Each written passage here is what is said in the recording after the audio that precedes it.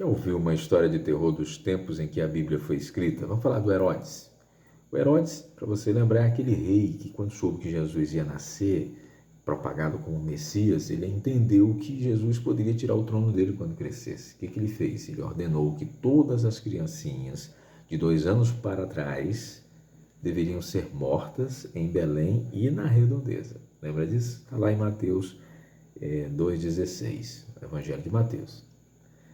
Agora, esse episódio não foi relatado pelo principal biógrafo, considerado o principal biógrafo do Herodes, que é um cara chamado, um escritor, historiador romano-judeu do primeiro século, chamado Flávio Joséfo, que viveu ali entre 37 e 100 do primeiro século.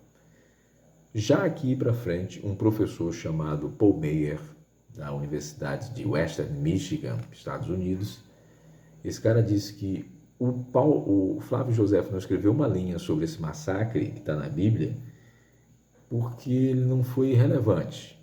À época, segundo Paul, Belém era uma cidade pequena, tinha um índice de mortalidade infantil muito grande, portanto, esse massacre descrito na Bíblia, questiona o historiador da Western Michigan, pode não ter passado de uma dúzia de garotos, pela quantidade pequena que havia de garotos com a idade em que o Herodes mandou matar.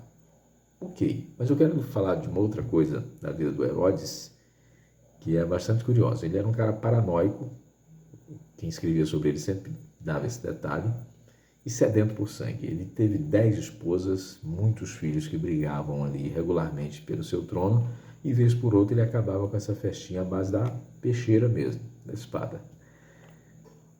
Relata um caso em que ele tinha 10, ele matou a esposa dele preferida, chamada Mariane, matou a mãe da Mariane e os 3 filhos que ele e Mariane tiveram. Só para encerrar uma briguinha que apareceu lá no palácio. E uma última coisa sobre o Herodes. O último ato da vida dele, quando ele já estava muito doente, prestes a morrer, ele passou a ficar paranoico com a ideia de que ninguém choraria quando ele iria morrer. Aí ele teve uma ideia, chamou a Salomé, irmã dele, e disse: olha, me traga aqui todos os líderes judeus e os prenda lá no hipódromo, abaixo aqui do palácio. Ela perguntou: irmão, por que eu vou fazer isso? Ele disse: no dia em que eu morrer, todos os judeus se regozijarão, ou seja, ficarão alegres, contentes com a minha morte.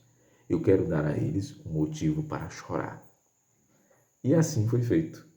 Dizem os historiadores que quando ele morreu, os judeus que foram reunidos lá no hipódromo foram realmente mortos e houve o choro que ele quis.